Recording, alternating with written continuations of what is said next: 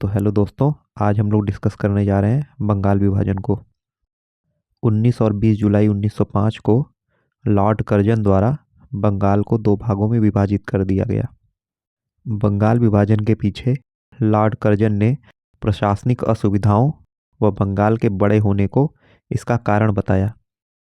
लेकिन बंगाल विभाजन के पीछे लॉर्ड कर्जन का जो मुख्य कारण था वह यह था कि बंगाल में राजनैतिक चेतना तेजी से उभर रही थी तथा बंगाली काफ़ी पढ़े लिखे व समझदार थे। इसके वजह से बंगाल में राजनीतिक आंदोलन तेजी से हो रहे थे।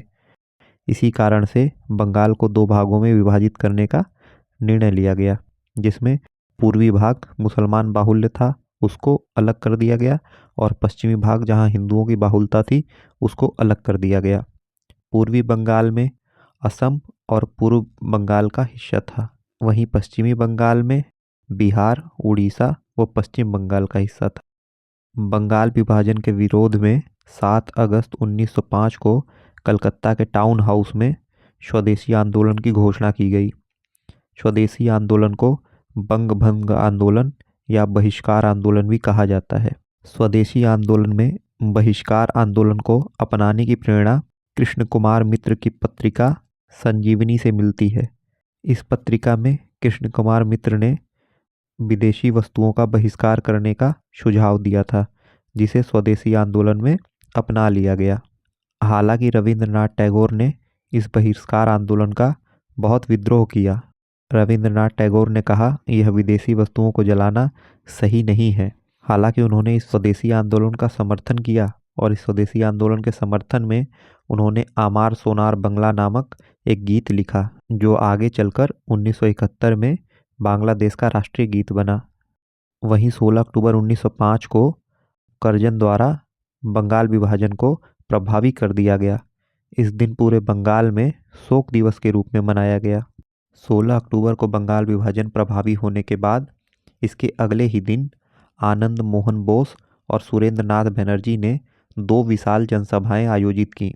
सुरेंद्र नाथ बनर्जी ने अपने भाषण में बंगाल विभाजन को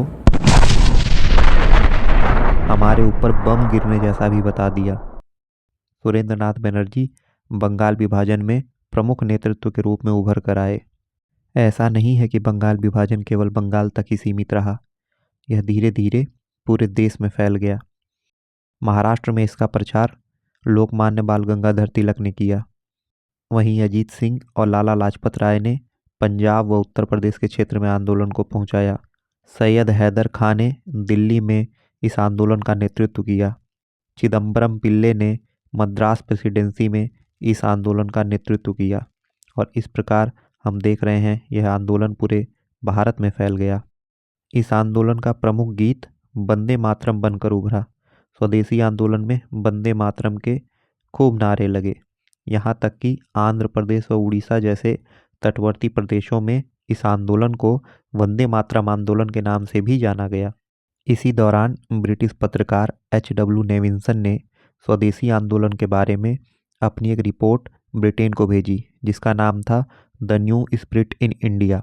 इस रिपोर्ट और इस आंदोलन से जुड़ी विभिन्न पत्रिकाओं व न्यूज को पढ़ने के बाद ब्रिटिश सरकार हरकत में आई और दिसंबर 1911 में ब्रिटिश सम्राट जॉर्ज पंचम और महारानी मैरी ने भारत का आगमन किया और इन्होंने दिल्ली में एक दरबार लगाया।